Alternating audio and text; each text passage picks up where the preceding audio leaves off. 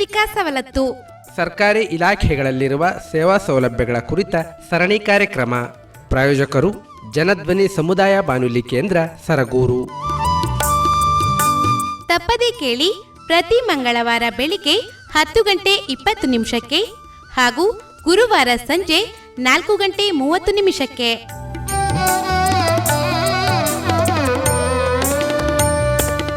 ಆತ್ಮೀಯ ಕೇಳುಗರಿಗೆಲ್ಲ ನಮಸ್ಕಾರ.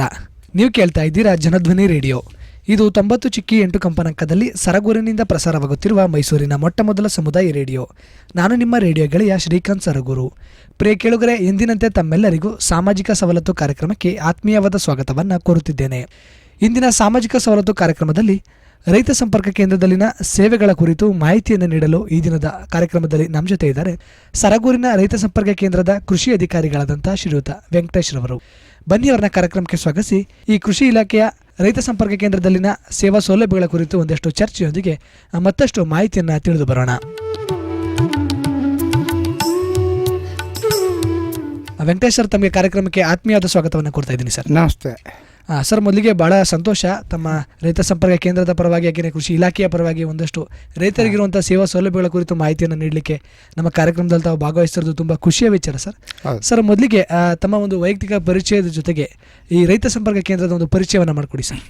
ನಾನು ವೆಂಕಟೇಶ್ ಅಂತೇಳಿ ಕೃಷಿ ಅಧಿಕಾರಿಯಾಗಿ ಇಲ್ಲಿ ಕೆಲಸ ಮಾಡ್ತಾ ಇದ್ದೀನಿ ಸರಗೂರಲ್ಲಿ. ನಮ್ಮ ಸರಗೂರು ಭಾಗದಲ್ಲಿ 2 ರೈತ ಸಂಪರ್ಕ ಕೇಂದ್ರಗಳು ಬರ್ತವೆ. ಒಂದು ಕಸ್ಬಾ ರೈತ ಸಂಪರ್ಕ ಕೇಂದ್ರ ಬರುತ್ತೆ ಕಂಡ್ಲಿಕೆ ಹೋಬಳಿಯಲ್ಲಿ, ಅಲ್ಲಿ ಮಟ್ಕೆರೆ ಗ್ರಾಮದಲ್ಲಿ ಅಲ್ಲೂ ಒಂದು ರೈತ ಸಂಪರ್ಕ ಕೇಂದ್ರ ಇದೆ. ಒಟ್ಟು 2 ರೈತ ಸಂಪರ್ಕ ಕೇಂದ್ರ ನಮ್ಮ ಸರಗೂರಲ್ಲಿ ಕೆಲಸ ಮಾಡ್ತಾ ಇದೆ ಸರ್. ಹಾಗಿದ್ರೆ ಈ ರೈತ ಸಂಪರ್ಕ ಕೇಂದ್ರದ ಕಾರ್ಯವೈಖರಿ ಏನು, ಇದರ ಗುರಿ ಯೋಜನೆಗಳೇನಿದೆ ಸರ್?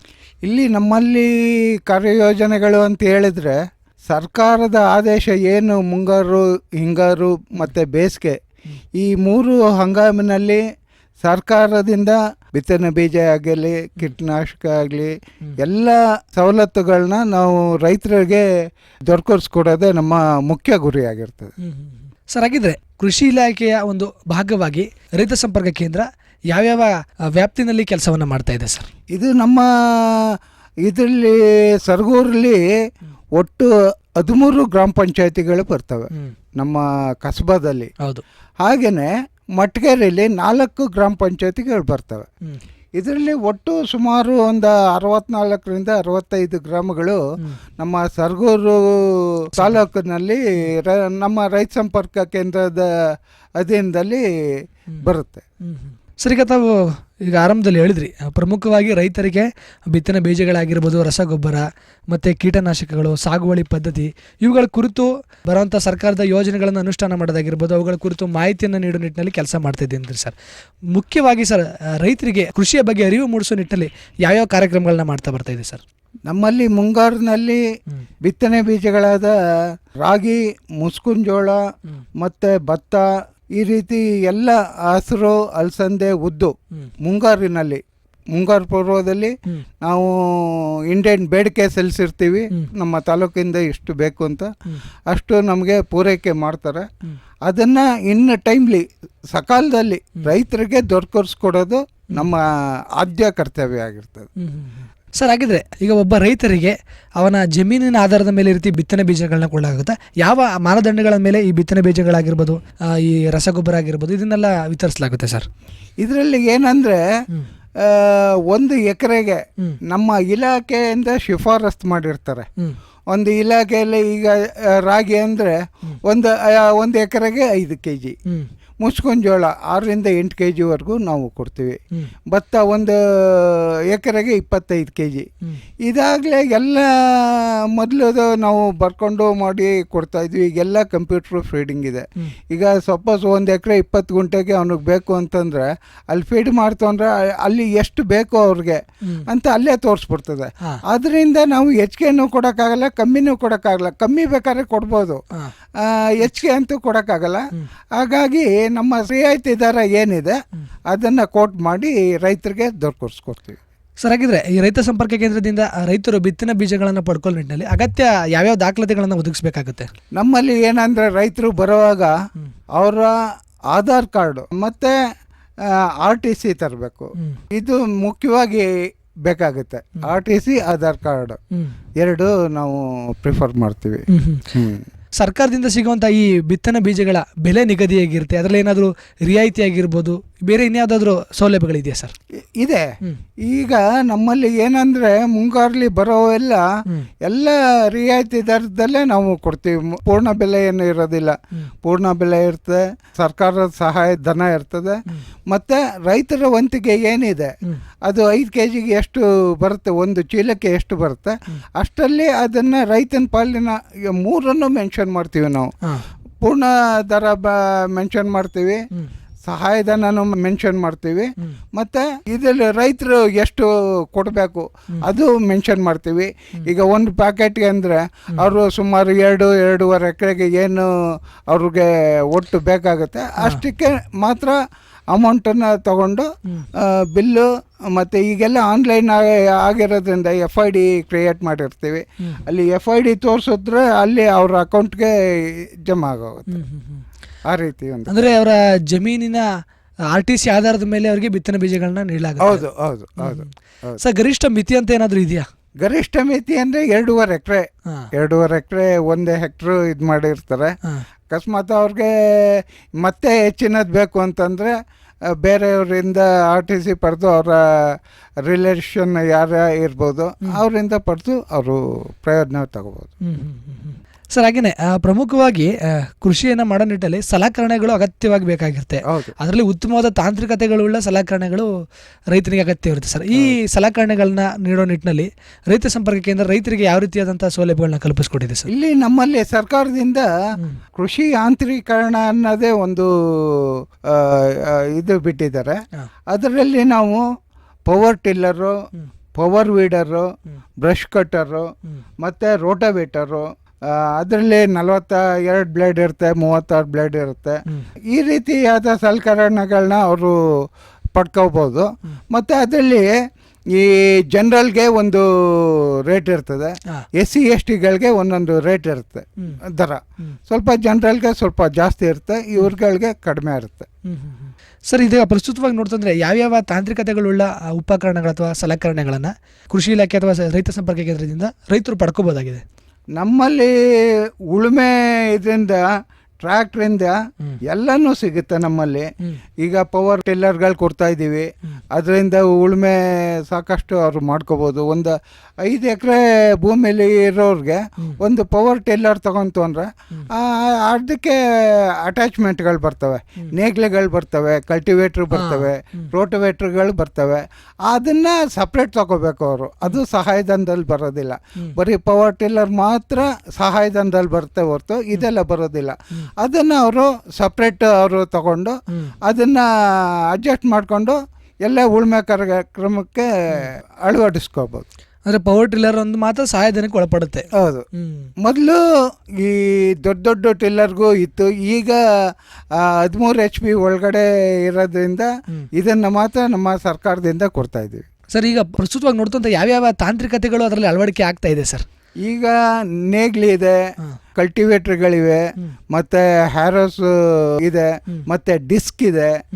ಎಲ್ಲ ಈಗ ಹಿಂದೆ ನಾವು ಏನು ಬರೀ ನೇಗಲ್ ನೀಡ್ಕೊಂಡೇ ಉಳ್ತಾಯಿದ್ದು ಇದು ಮಾಡ್ತಾಯಿದ್ದು.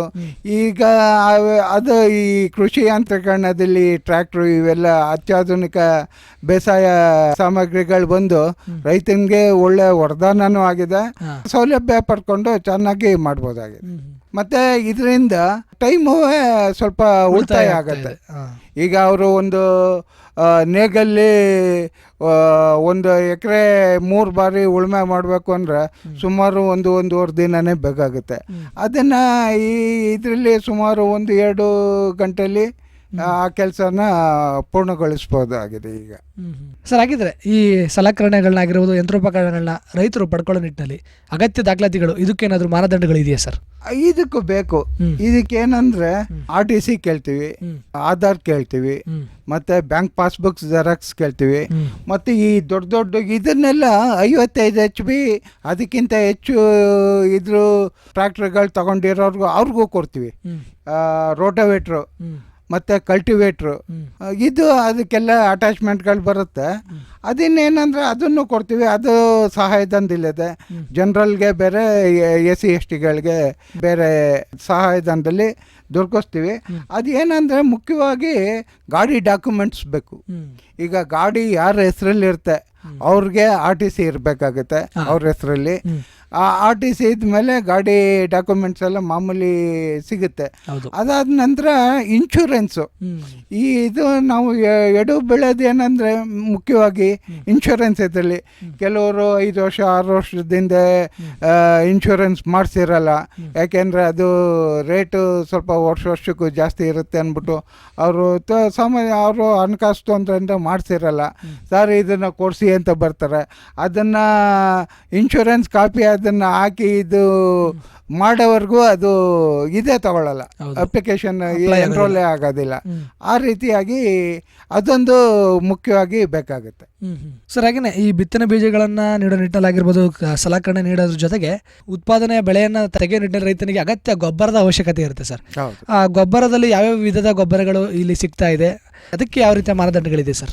ಈಗ ಏನಾಗುತ್ತೆ ಅಂದರೆ ಗೊಬ್ಬರದ ಇದರಲ್ಲಿ ಬಂದಾಗ ಯೂರಿಯಾ, DAP, ಪೊಟ್ಯಾಶು ಮುಂತಾದ ಗೊಬ್ಬರಗಳು, ನೇರ ಗೊಬ್ಬರಗಳು, ಮಿಶ್ರಣ ಗೊಬ್ಬರಗಳಿಗೆ ಈಗಾಗಲೇ ಸರ್ಕಾರದಿಂದ ಸಹಾಯಧನ ಒಂದು ಬ್ಯಾಗಿಗೆ ಇಷ್ಟು ದುಡ್ಡು ಅಂತ ನಿಗದಿಯಾಗಿ ಡೈರೆಕ್ಟ್ ಕಂಪ್ನಿಯಿಂದ ತರುವಾಗ ಅವರು ಎಲ್ಲ ಕೊಟ್ಟಿರ್ತಾರೆ. ನಮ್ಮಲ್ಲಿ ಏನಂದರೆ ಈ ಜಿಪ್ಸಮ್ಮು, ಜಿಂಕ್ ಸಲ್ಫೇಟು, ಮತ್ತು ಬೋರಾಕ್ಸು, ಮೈಕ್ರೋನ್ಯೂಟ್ರಿಯೆಂಟ್ಸು ಮತ್ತು ಟ್ರೈಕೋಡರ್ಮ, ಈ ರೀತಿಯಾದದ್ದೆಲ್ಲ ನಮ್ಮಲ್ಲಿ ಲಘು ಪೋಷಕಾಂಶಗಳನ್ನ ಸರ್ಕಾರದಿಂದ ಸಹಾಯಧನದಲ್ಲಿ ನಾವು ಒದಗಿಸ್ಕೊಡ್ತಾ ಇದ್ದೀವಿ ರೈತರಿಗೆ. ಸೊ ಇದರಲ್ಲಿ ಸಾವಯವ ಗೊಬ್ಬರನೂ ಲಭ್ಯ ಇದೆ ಸರ್? ಸಾವಯವ ಗೊಬ್ಬರ ಅಂತ ಎರೆಹುಳು ಗೊಬ್ಬರ ಇದೆ, ಅದು ಬರುತ್ತೆ ನಮ್ಮಲ್ಲಿ. 15 ಟನ್ 20 ಟನ್ನು ಸಾವಯವ ಗೊಬ್ಬರ ಬರುತ್ತೆ. ಅದು ರಿಯಾಯಿತಿ ದರದಲ್ಲಿ ನಾವು ಮಾಮೂಲಿ ಮಾನದಂಡ ಏನಿದೆ RTC ಆಧಾರ್ ಕಾರ್ಡ್ ತರಬೇಕಾಗುತ್ತೆ. ತಂದು 1 ಎಕರೆಗೆ 2 ರಿಂದ 3 ಬ್ಯಾಗ್ವರೆಗೂ ನಾವು ಕೊಡ್ತೀವಿ. ಸರ್, ಹಾಗೆಯೇ ಜೊತೆಗೆ ನೀರಾವರಿ ವ್ಯವಸ್ಥೆಯನ್ನು ಒಂದು ಸುಗಮಗೊಳಿಸ್ಕೊಂಡು ನಿಟ್ಟಲ್ಲಿ ನೀರಿನ ಪೈಪ್ಗಳಾಗಿರ್ಬೋದು, ಜೆಟ್ ಪೈಪ್ಗಳನ್ನು, ಅದನ್ನ ಯಾವ ರೀತಿ ಸೌಲಭ್ಯಗಳನ್ನ ಕಲ್ಪಿಸ್ಕೊಳ್ಳಲಾಗಿದೆ? ಇದು ನಮ್ಮಲ್ಲಿ ಕೃಷಿ ತುಂತುರು ನೀರಾವರಿ ಘಟಕ ಅಂತಾನೆ ಒಂದು ಸ್ಕೀಮ್ ಇದೆ. ಅದರಲ್ಲಿ ತುಂತುರು ನೀರಾವರಿ ಘಟಕನೂ ಕೊಡ್ತೀವಿ, ಹನಿ ನೀರಾವರಿ ಘಟಕನೂ ಕೊಡ್ತೀವಿ. ಇದಕ್ಕೂ ನಮ್ಮಲ್ಲಿ ಒಂದು 30 ಪೈಪು 2.5 ಎಕರೆ ಮಿನಿಮಮ್ ಕೇಳ್ತೀವಿ. 2.5 ಎಕರೆ ಬೇಕಾಗುತ್ತೆ. ಅದಕ್ಕೆ 30 ಪೈಪು, ಒಂದು ಯೂನಿಟ್ಗೆ, ಒಂದು ಘಟಕಕ್ಕೆ 30 ಪೈಪು, 5 ಜಟ್ಟು ಇದನ್ನು ಕೊಡ್ತಿದ್ದೀವಿ. ಇದಕ್ಕೆ ಸುಮಾರು 21,000 ರೂಪಾಯಿ ಒಟ್ಟು ಮೊತ್ತ ಆಗುತ್ತೆ. ಅದರಲ್ಲಿ 90% ಇದೆ ಸಬ್ಸಿಡಿ. ಅದು SC/ST ಜನರಲ್ ಎಲ್ಲಕ್ಕೂ ಒಂದೇ. 19,000 ರೂಪಾಯಿವರೆಗೆ ನಾರ್ಮಲ್ಲು ಸಹಾಯಧನ ಸಿಗುತ್ತೆ. ನಮ್ಮಲ್ಲಿ ರೈತರು 4,139 ರೂಪಾಯಿ ಹಣನ ಒಂದು ಘಟಕಕ್ಕೆ ಕಟ್ಟಬೇಕಾಗುತ್ತೆ. ಮತ್ತು ಇದು ಏನಂದರೆ ಇನ್ನೊಂದು ಏನಾಗುತ್ತೆ ಅಂದರೆ 1 ಎಕರೆಗಿಂತ ಕಡಿಮೆ ಇರೋರು ರೈತರು ಬರ್ತಾರೆ ನಮ್ಮಲ್ಲಿ. 1 ಎಕರೆ ರೈತರು ಅವ್ರಿಗೇನು ನಮಗಿಲ್ಲ ಅಂದರೆ ಅವರು ಅಸಮಾಧಾನ ಆಗುತ್ತೆ ಅಂತೇಳಿ ಸರ್ಕಾರ ಅವ್ರಿಗೆ ಒಂದು 40 ಗುಂಟೆಯಿಂದ ಒಳಗಡೆ ಇದ್ದು ಇರೋರಿಗೆ 18 ಪೈಪು ಮತ್ತು 3 ಜಟ್ಟನ್ನು ಕೊಡ್ತಾರೆ 1 ಎಕರೆಗೆ. ಅದು 2,496 ರೂಪಾಯಿ ಕಟ್ಟಬೇಕಾಗುತ್ತೆ. ಮತ್ತು ಈ ತುಂತುರು ನೀರಾವರಿ ಘಟಕವನ್ನು ನಾವು ಪಡೆಯುವಾಗ ಈಗ ಸಾಕಷ್ಟು ಅಪ್ರೂವ್ಡ್ ಕಂಪ್ನೀಸ್ ಇರುತ್ತೆ. ಸಿಗ್ನೆಟ್ ಆಗಿರಲಿ, EPC ಆಗಿರಲಿ, ಕಿಸಾನ್ ಆಗಿರಲಿ, ಪ್ರೀಮಿಯರು, ಶ್ರೀ, ಈ ರೀತಿದೆಲ್ಲ ಇದೆ. ಅವರು ರೈತರು ಯಾವುದು ಪ್ರಿಫರ್ ಮಾಡ್ತಾರೆ, ನಮಗೆ ಇಂಥ ಕಂಪ್ನಿ ಇದೆ ಕೊಡಿ ಅಂತಂದರೆ ಅಂಥ ಕಂಪ್ನಿದೆ ನಾವು ತರಿಸ್ಕೊಡ್ತೀವಿ.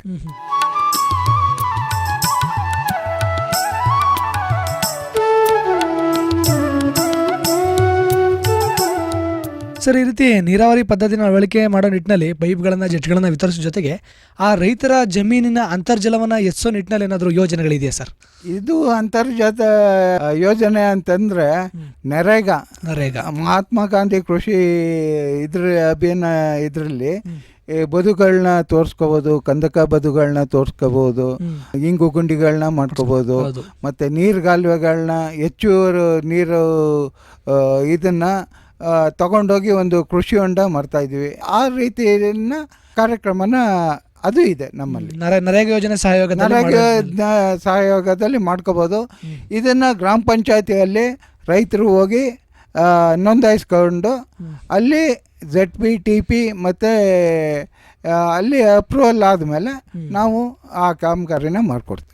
ಸರ್, ಅದೇ ರೀತಿ ಇವಾಗ ಬಿತ್ತನೆ ಬೀಜ ಆಗಿರ್ಬೋದು, ಯಂತ್ರೋಪಕರಣಗಳು, ರಸಗೊಬ್ಬರಗಳು, ಇವುಗಳನ್ನು ರೈತರು ಸೌಲಭ್ಯಗಳನ್ನ ಪಡ್ಕೊಳ್ಳೋ ನಿಟ್ಟಿನಲ್ಲಿ ಸರ್ ಅರ್ಜಿಯನ್ನು ಹಾಕೋ ನಿಟ್ಟಿನಲ್ಲಿ ಅದು ಅಂತರ್ಜಾಲದ ಮುಖಾಂತರ ಅರ್ಜಿಯನ್ನು ಹಾಕಬೇಕಾಗುತ್ತೆ ಅಥವಾ ನೇರವಾಗಿ ರೈತ ಸಂಪರ್ಕ ಕೇಂದ್ರಕ್ಕೆ ಬಂದು ಅದನ್ನ ಅರ್ಜಿ? ಅದು ಆನ್ಲೈನು ಮಾಡಿದ್ದಾರೆ. ಸಾಕಷ್ಟು ನಮ್ಮ ಹಳ್ಳಿ ರೈತರಿಗೆ, ಈಗ ನಮಗೆ ಆಗಿರಲಿ ಕೆಲವೊಂದೆಲ್ಲ ಎಲ್ಲ ಅತ್ಯಾಧುನಿಕ ಆನ್ಲೈನ್ಲಿ ಮಾಡೋದು ಸ್ವಲ್ಪ ಕಷ್ಟ ಇರ್ತದೆ. ನೇರವಾಗಿ ನಮ್ಮ ರೈತ ಸಂಪರ್ಕ ಕೇಂದ್ರಕ್ಕೆ ಬಂದರೆ ನಾವು ಇರ್ತೀವಿ, ನಮ್ಮ ಅನುಗಾರರು ಇರ್ತಾರೆ, ಎಲ್ಲ ಅವ್ರಿಗೆ ಬೇಕಾದ ಮಾಹಿತಿಗಳನ್ನ ನಾವು ಕೊಡ್ತೀವಿ. ಅವರು ಅಲ್ಲಿ ಬಂದು ಕಟ್ಟಿದ್ರೆ ಅದು ಬಂದ ತಕ್ಷಣ ಅವ್ರಿಗೆ ರೈತರಿಗೆ ಫೋನ್ ಮಾಡ್ತೀವಿ. ನಾವೇ ರೈತರಿಗೆ ಫೋನ್ ಮಾಡಿ ನಿಮ್ಮ ಸೌಲಭ್ಯ ದುಡ್ಡು ಕಟ್ಟಿದ್ದೀರಲ್ಲ ಅದನ್ನು ಬಂದು ತಗೊಂಡೋಗಿ ಅಂತ ಹೇಳ್ತೀವಿ. ಬಂದು ಅವರು ಪಡ್ಕೊಂಡು ಹೋಗ್ಬೋದು. ಅಂದ್ರೆ ಅಂತರ್ಜಾಲ ಮತ್ತೆ ನೇರವಾಗಿ ಎರಡೂ ಕೂಡ ಸೌಲಭ್ಯ ಲಭ್ಯ ಇದೆ.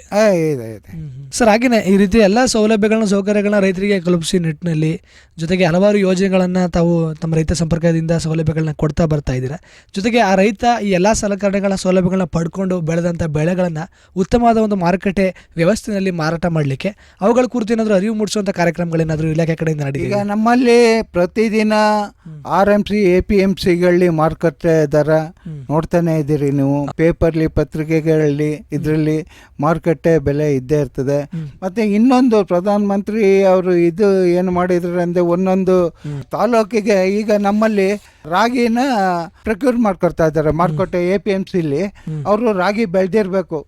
ಅವರು ಮತ್ತೆ ಮುಂಗಾರಿನಲ್ಲಿ ರಾಗಿ ಬೆಳೆದಿರೋದಕ್ಕೆ ನಮ್ಮಲ್ಲಿ ಸಮೀಕ್ಷೆ ಮಾಡ್ತಾರೆ. ಭೂಮಿ ಸಮೀಕ್ಷೆ ಮಾಡಿದಾಗ ಅಲ್ಲಿ ಅವರು ಪ್ರತಿಯೊಂದು ರೈತರು ಜಮೀನಿಗೂ ಭೇಟಿ ಕೊಟ್ಟು ಅಲ್ಲಿ ಅವರು ಬೆಳೆ ಏನು ಬೆಳೆದಿದ್ದಾರೆ, ರಾಗಿ ಬೆಳೆದಿತ್ತು ಅಂದರೆ ಫೋಟೋ ಹೊಡೆದು ಅಪ್ಲೋಡ್ ಮಾಡಿರ್ತಾರೆ. FID ಕ್ರಿಯೇಟ್ ಮಾಡಿ ಆ ನಂಬರ್ ಕೊಡ್ತು ಅಂದರೆ 3850 ರೂಪಾಯಿ ಬೆಂಬಲ ಬೆಲೆ ನಿಗದಿಯಾಗಿದೆ. ಈಗ ಅದ್ರ ಪ್ರಕಾರ ರಾಗಿ ತಗೋತಾ ಇದ್ದಾರೆ. ಮತ್ತು ಈ ಬೇಸಿಗೆಗೆ ಭತ್ತನೂ ಬೆಂಬಲ ಬೆಲೆಯಲ್ಲಿ ದರ ನಿಗದಿ ಆದ ತಕ್ಷಣ ಇಲ್ಲಿ APMCಲಿ ತಗೊಳ್ಳೋ ವ್ಯವಸ್ಥೆ ಮಾಡ್ತಾಯಿದ್ದಾರೆ. ಮತ್ತು ನಮ್ಮ ರೈತ ಸಂಪರ್ಕ ಕೇಂದ್ರದಲ್ಲಿ ಷೇರ್ಪೇಟೆ ಧಾರಣೆನ ಪ್ರಚಾರ ಪಡಿಸ್ತಾ ಇದ್ದೀವಿ. ಮತ್ತು ನಮ್ಮಲ್ಲಿ ಹೋಬಳಿಗೆ ಆಯ್ದ ರೈತರು ಇರ್ತಾರೆ, ಅವ್ರದ್ದು ಒಂದು 200-250 ಜನನ ನಂಬರ್ನ ತಗೊಂಡು ಒಂದು ಗ್ರೂಪ್ ಮಾಡಿದ್ದೀವಿ.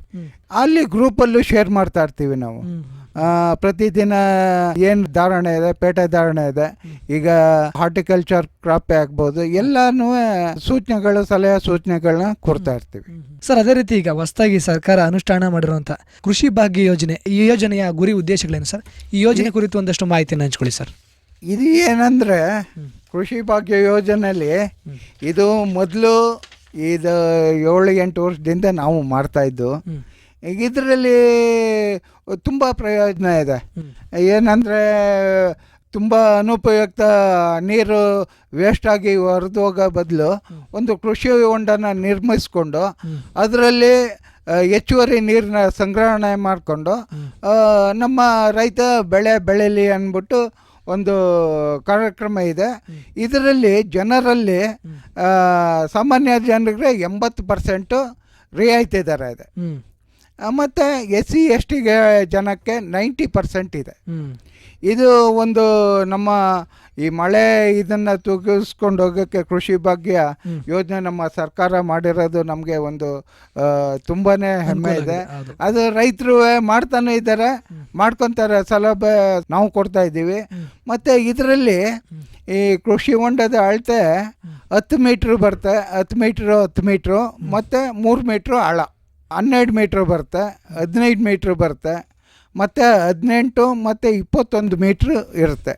ಇದೇನಾಗುತ್ತೆ ಅಂದರೆ ಒಂದು ಎಕರೆ 2 ಎಕರೆ ಇರೋರಿಗೆ 10 ಮೀಟ್ರ್ ಮಾಡಿಕೊಂಡ್ರೆ ಸಾಕಾಗುತ್ತೆ. ಒಂದು 2.5 5 ಎಕರೆ ಇರೋವ್ರಿಗೆ 12ರಿಂದ 15 ಮೀಟ್ರ್ವರೆಗೂ ಮಾಡ್ಕೊಂತು ಅಂದರೆ ಅವ್ರಿಗೆ ನೀರನ್ನು ಜಾಸ್ತಿ ಬಳಕೆ ಬೇಕಾಗಿರುತ್ತೆ, ಅವರು ಪ್ರಯೋಜನ ಪಡ್ಕೋಬೋದು.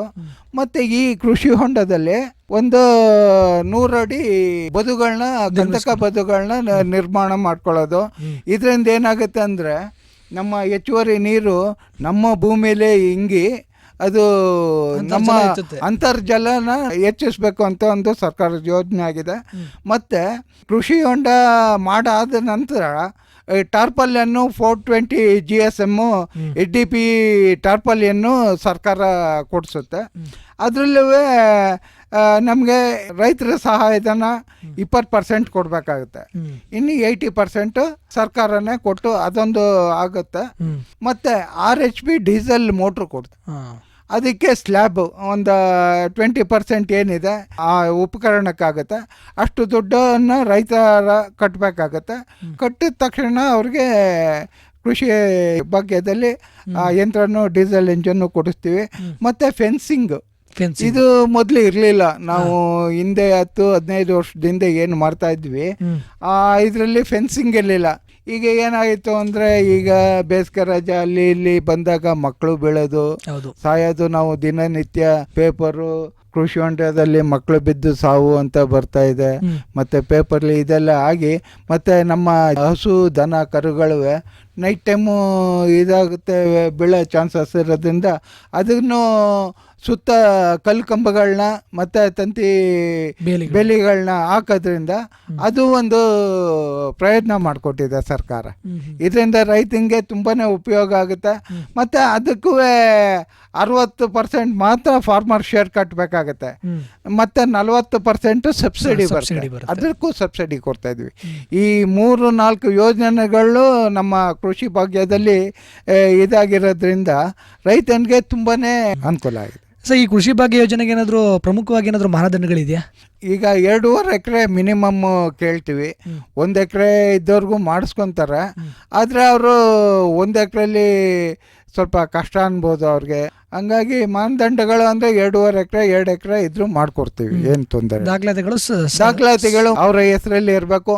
ಮತ್ತು ನಮ್ಮ ತಂದೆ ಆಗಲಿ ಯಾರೋ ಮಾಲೀಕ ತೀರೋಗ್ಬಿಟ್ಟಿರ್ತಾರೆ, ಅವ್ರಿಗೆ ತೀರೋರ ಹೆಸರಲ್ಲಿ ಮಾಡೋಕ್ಕೆ ಬರೋದಿಲ್ಲ. ಯಾರು ಜೀವಂತವಾಗಿ ಇದಿರ್ತಾರೆ ಅವ್ರ ಹೆಸರಲ್ಲಿ ನಾವು ಮಾಡಿಕೊಡ್ತೀವಿ. ಹಾಗಾದ್ರೆ ಈ ಯೋಜನೆ ಪಡ್ಕೊಳ್ಳಿಕ್ಕೆ ಆನ್ಲೈನ್ ಮುಖಾಂತರನೋ ಅಥವಾ ರೈತ ಸಂಪರ್ಕ ಕೇಂದ್ರಕ್ಕೆ ಭೇಟಿ? ನಮ್ಮ ರೈತ ಸಂಪರ್ಕ ಕೇಂದ್ರಕ್ಕೆ ಭೇಟಿ ಕೊಡ್ತು ಅಂದರೆ ನಾವು ಈಗಾಗಲೇ ರೈತರಿಗೆ ಬಂದವ್ರಿಗೆಲ್ಲ ಹೇಳ್ತಾ ಇದ್ದೀವಿ. ಸಾಕಷ್ಟು ಇದು ಮಾಡ್ತಾ ಇದ್ದಾರೆ, ಬರ್ತಾರೆ. ಸೊ ಈಗ ಪ್ರಸ್ತುತವಾಗಿ ನೋಡ್ತು ಅಂದರೆ ತಾಲೂಕಿನ ಭಾಗದಲ್ಲಿರುವಂಥ ಹಲವಾರು ಭಾಗದ ರೈತರುಗಳು ಆದಷ್ಟು ಒಂದು ಉತ್ತಮವಾದಂಥ ಕೃಷಿ ಜೀವನವನ್ನು ನಡೆಸ್ತಾ ಇದ್ದಾರೆ, ಕೃಷಿ ಚಟುವಟಿಕೆಗಳಲ್ಲಿ ತೊಡಸ್ಕೊತಾ ಇದ್ದಾರೆ. ಆದರೆ ಅಗತ್ಯ ದಾಖಲಾತಿಗಳನ್ನು ತಮ್ಮ ಹೆಸರಿಗೆ ಮಾಡಿಸ್ಕೊಂಡಿರಲ್ಲ, ಇಲಾಖೆಗಳಿಂದ ರೈತ ಸಂಪರ್ಕ ಕೇಂದ್ರದಿಂದ ಸಿಗ್ತಿರುವಂಥ ಸೌಲಭ್ಯಗಳನ್ನ ಸರಿಯಾದ ರೀತಿಯಲ್ಲಿ ಪಡ್ಕೋತಿರಲಿಲ್ಲ. ಅಂಥ ರೈತರುಗಳಿಗೆ ಸರ್ಕಾರ ಆಗಿರ್ಬೋದು, ಈ ಕೃಷಿ ಇಲಾಖೆಯಿಂದ ಅಥವಾ ರೈತ ಸಂಪರ್ಕ ಕೇಂದ್ರದಿಂದ ಸಿಗ್ತಿರುವಂಥ ಸೇವಾ ಸೌಲಭ್ಯಗಳನ್ನ ಪಡ್ಕೊಳ್ಳೋ ನಿಟ್ಟಿನಲ್ಲಿ ತಾಲೂಕಿನ ರೈತರಿಗೆ ತಾವೇನು ಸಲಹೆಯನ್ನು ಕೊಡೋದಕ್ಕೆ ಇಷ್ಟಪಡ್ತೀರಾ ಸರ್? ನಾವು ರೈತರಿಗೆ ಬಂದ ತಕ್ಷಣನೇ ಅವ್ರಿಗೆ ಒಂದು FID ಅಂತ ಮಾಡಿಕೊಡ್ತೀವಿ. ಮತ್ತು ಯಾರು ರೈತರು ಅವರು ತೀರೋಗಿರ್ತಾರೆ ಅವ್ರಿಗೆ ಅಗತ್ಯ ನಮ್ಮ ತಾಲೂಕು ಕಚೇರಿಯಲ್ಲಿ ಕನ್ಸರ್ನ್ VAಗಳನ್ನ ಭೇಟಿ ಮಾಡಿ ಅವ್ರಿಗೆ ಸರಿಯಾದ ಮಾರ್ಗದರ್ಶನ ಕೊಡ್ತಾ ಇದ್ದೀವಿ. ಆದಷ್ಟು ಅಪ್ಡೇಟ್ ಮಾಡ್ಕೊಳ್ಳೋಕೆ ಹೇಳ್ತಾ ಇದ್ದೀವಿ. ರೈತರು ಅದನ್ನ ಗಮನದಲ್ಲಿ ಇಟ್ಕೊಂಡು ಮಾಡಿಸ್ಕೋಬೇಕು. ಮತ್ತೆ ಇನ್ನೊಂದು ಏನಂದ್ರೆ ಮುಖ್ಯವಾಗಿ ಪ್ರಧಾನ ಮಂತ್ರಿ ಕೃಷಿ PM ಕಿಸಾನ್ ಯೋಜನೆಯಲ್ಲಿ 2,000 ರೂಪಾಯಿ ಸರ್ಕಾರದ ಸಹಾಯಧನ ಕೊಡ್ತಾ ಇದ್ದಾರೆ. ಅದು ಗಂಡ ಒಂದೇ ಕುಟುಂಬದಲ್ಲಿ ಇದ್ರು ಕೊಡ್ತಾ ಇದ್ವಿ. ಸ್ಟಾರ್ಟಿಂಗ್ ಬಂದಾಗ ಮೊದಲು ಗಂಡ ಹೆಂಡತಿ ಇಬ್ರಿಗೂ ಮಾಡ್ತಾಯಿದ್ದು. ಇತ್ತೀಚೆಗೆ ಅದು ಬರ್ತಾ ಇಲ್ಲ ಅಂತಂದರೆ ಈಗ ಒಂದು ಕುಟುಂಬದಲ್ಲಿ ಒಬ್ರಿಗೆ ಕೊಡಬೇಕು ಅಂತ ಆದೇಶ ಆಗಿದೆ. ಹಾಗಾಗಿ ಕೆಲವರೆಲ್ಲ ಪಾಪ ಅವರು ಗೊತ್ತಿರಲ್ಲ, ಮಾಡಿಸ್ಕೊಂಡಿಲ್ಲ. ಈಗ ಅಂಥವ್ರಲ್ಲೂ ಗಂಡ ಹೆಂಡತಿರಲ್ಲೂ ಅದೆಲ್ಲ ಸ್ಟಾಪ್ ಆಗಿದೆ, ನಿಂತಿದೆ. ಅದಕ್ಕೆ ಅಂಥವ್ರನ್ನೂ ನಾವು ಗುರುತಿಸಿ ಅವರು ನಮ್ಮ ರೈತ ಸಂಪರ್ಕ ಕೇಂದ್ರಕ್ಕೆ ಬಂದರೆ ಅವ್ರದ್ದು ಆಧಾರ್, RTC ಮತ್ತು ರೇಷನ್ ಕಾರ್ಡು ಇವು ಮೂರನ್ನೂ ತಗೊಂಬಂದ್ರೆ ಅದಕ್ಕೆ ಒಂದು ಡಿಲಿಟೇಷನ್ ಫಾರಮ್ ಇದೆ. ಆ ಇಬ್ಬರು ಬರ್ತಿದ್ದವ್ರಿಗೆ ಅವರೇ ಯಾರಿಗೆ ಇಂಥವ್ರಿಗೆ ಕೊಡಲಿ ಅಂತ ಹೇಳಿದ್ರೆ ಮೆನ್ಷನ್ ಮಾಡಿದ್ರೆ ಅವ್ರಿಗೆ ಬರೋ ಅಂಥ ಕಾರ್ಯಕ್ರಮನ ನಾವು ಮಾಡಿಕೊಡ್ತಾ ಇದ್ದೀವಿ. ಬಹಳ ಸಂತೋಷ ಸರ್. ಸಾಕಷ್ಟು ವಿಚಾರಗಳನ್ನು ತಮ್ಮ ರೈತ ಸಂಪರ್ಕ ಕೇಂದ್ರದಲ್ಲಿ ರೈತರಿಗೆ ಸಿಗ್ತಿರೋಂಥ ವಿವಿಧ ರೀತಿಯ ಯೋಜನೆಗಳಾಗಿರ್ಬೋದು, ಸೇವಾ ಸೌಲಭ್ಯಗಳ ಕುರಿತು ಉತ್ತಮವಾದ ಮಾಹಿತಿಯನ್ನು ನಮ್ಮ ಕೇಳುಗರಿಗೆ ತಾವು ತಿಳಿಸ್ಕೊಳ್ತಾ ಬಂದ್ರಿ ಸರ್. ಈಗ ಕಾರ್ಯಕ್ರಮದ ಕೊನೆ ಅಂತ ಬರ್ತಿದ್ದೀವಿ ಸರ್. ಕೊನೆಯದಾಗಿ ನಮ್ಮ ಜನಧ್ವನಿ ಕೇಳುಗರಿಗಾಗಿರ್ಬೋದು ಅಥವಾ ಸಮುದಾಯದ ಜನತೆಗಾಗಿರ್ಬೋದು ಕೊನೆಯದಾಗಿ ಏನು ಸಂದೇಶ ಕೊಡೋದಕ್ಕೆ ಇಷ್ಟಪಡ್ತೀರಾ ಸರ್? ನಮ್ಮಲ್ಲಿ ರೈತರು ಮುಖ್ಯವಾಗಿ ನಮಗೆ 5 ಎಕರೆ 8 ಎಕರೆ ಇರೋದು ನಮಗೆ ಹೆಚ್ಚಿನದಲ್ಲ. ನಾವು 5 ಎಕರೆಯಲ್ಲಿ ಏನು ಬೆಳೆ ತೆಗಿತೀವಿ ಅದನ್ನು ಒಂದು 2-2.5 ಎಕರೆಲ್ಲೇ ಅಷ್ಟೇ ಬೆಳೆನ ತೆಗೀರಿ ಅಂತ. ಮತ್ತು ಆಧುನಿಕ ಬೇಸಾಯ ಪದ್ಧತಿಗಳು ಸುಮಾರು ಈಗ ಟಿ ವಿಲಿ ಆಗಿರಲಿ ಎಲ್ಲ ಕೃಷಿ ಕಾರ್ಯಕ್ರಮಗಳು ಮತ್ತು ತಮ್ಮ ಬಾನುಲಿ ಕೇಂದ್ರದಿಂದನೂ ಪ್ರತಿದಿನ ಬರ್ತಾ ಇರ್ತದೆ. ಅದನ್ನೆಲ್ಲ ಮಂದಿಲ್ಲಿ ಇಟ್ಕೊಂಡು ಮಾಡಿ ಸಕಾಲಕ್ಕೆ ತಕ್ಕಂಥ ತಳಿಗಳನ್ನ ಉಪಯೋಗಿಸ್ಕೊಂಡು ಬೆಳೆದ್ರೆ ತುಂಬ ಪ್ರಯೋಜನ ಆಗುತ್ತೆ ಮತ್ತು ಉತ್ಪಾದನೆನೂ ಹೆಚ್ಚಾಗತ್ತೆ ಅನ್ನೋದು ನನ್ನ ಅಭಿಪ್ರಾಯ. ಭಾಳ ಸಂತೋಷ ಸರ್. ಇಷ್ಟೊಂದು ನಮ್ಮ ಸಾಮಾಜಿಕ ಸವಲತ್ತು ಕಾರ್ಯಕ್ರಮದಲ್ಲಿ ತಾವು ಭಾಗವಹಿಸಿ ಪ್ರಸ್ತುತ ತಾವು ಸರಗೂರು ರೈತ ಸಂಪರ್ಕ ಕೇಂದ್ರದ ಕೃಷಿ ಅಧಿಕಾರಿಗಳಾಗಿ ಕೆಲಸವನ್ನು ನಿರ್ವಹಿಸಿರೋದು ಕುರಿತು ಏನೆಲ್ಲ ಪ್ರಸ್ತುತವಾಗಿ ರೈತರಿಗೆ ವಿವಿಧ ರೀತಿಯ ಬಿತ್ತನೆ ಬೀಜಗಳಾಗಿರ್ಬೋದು, ರಸಗೊಬ್ಬರ, ಯಂತ್ರೋಪಕರಣಗಳಲ್ಲಿ ಯಾವುದೇ ರೀತಿಯ ಸೌಲಭ್ಯಗಳು ಸಿಗ್ತಾ ಇದೆ, ಅದನ್ನು ಯಾವ ರೀತಿಯೆಲ್ಲ ರೈತರು ಪಡ್ಕೋಬೇಕಾಗಿದೆ, ಜೊತೆಗೆ ಸರ್ಕಾರ ಅನುಷ್ಠಾನ ಮಾಡಿರುವಂಥ ಕೃಷಿ ಭಾಗ್ಯ ಯೋಜನೆಯ ಗುರಿ ಉದ್ದೇಶಗಳೇನು, ಈ ಯೋಜನೆ ಅಡಿಯಲ್ಲಿ ಯಾವ್ಯಾವ ರೀತಿಯ ಸೇವಾ ಸೌಲಭ್ಯಗಳನ್ನು ರೈತರು ಪಡ್ಕೋಬೋದು ಅನ್ನೋದು ಕುರಿತು ಉತ್ತಮವಾದ ಮಾಹಿತಿಯನ್ನು ನಮ್ಮ ಕಾರ್ಯಕ್ರಮದ ಮುಖಾಂತರ ತಾವು ನೀಡಿದ್ದಕ್ಕೆ ತಮಗೆ ತುಂಬ ಹೃದಯದ ಧನ್ಯವಾದಗಳನ್ನ ತಿಳಿಸೋದಕ್ಕೆ ಇಷ್ಟಪಡ್ತೀನಿ ಸರ್. ನನಗೆ ಈ ಕಾರ್ಯಕ್ರಮಕ್ಕೆ ಬಂದಿದ್ದು ತುಂಬ ಖುಷಿ ಅನ್ನಿಸ್ತಾ ಇದೆ. ನಮಗೆ ಒಂದು ಅವಕಾಶ ಮಾಡಿಕೊಟ್ಟು ತಮ್ಮ ಜನಧ್ವನಿ ಬಾನುಲಿ ಕೇಂದ್ರದವರು ಮುಖ್ಯಸ್ಥರು ತಮಗೂ ಹೊಂದಿಸಿ ನನ್ನೊಂದೆರಡು ಮಾತನ್ನು ಮುಗಿಸ್ತೀನಿ. ನಮಸ್ಕಾರ.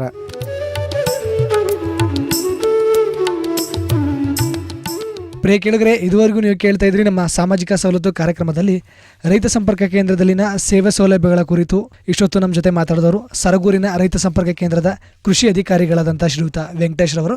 ಇದಾಗಿತ್ತು ಇವತ್ತಿನ ನಮ್ಮ ಸಾಮಾಜಿಕ ಸವಲತ್ತು ಕಾರ್ಯಕ್ರಮ.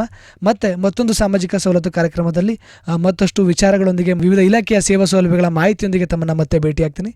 ಅಲ್ಲಿಯವರೆಗೂ ಕೇಳ್ತಾ ಇರಿ ಜನಧ್ವನಿ. ಇದು ನಿಮ್ಮ ನೆಚ್ಚಿನ ಹಾಗೂ ಮೈಸೂರಿನ ಮೊಟ್ಟಮೊದಲ ಸಮುದಾಯ ರೇಡಿಯೋ ಕೇಂದ್ರ 90.8 ಕಂಪನಾಂಕದಲ್ಲಿ ಸರಗೂರಿನಿಂದ ಪ್ರಸಾರವಾಗುತ್ತಿದೆ. ನಮಸ್ಕಾರ.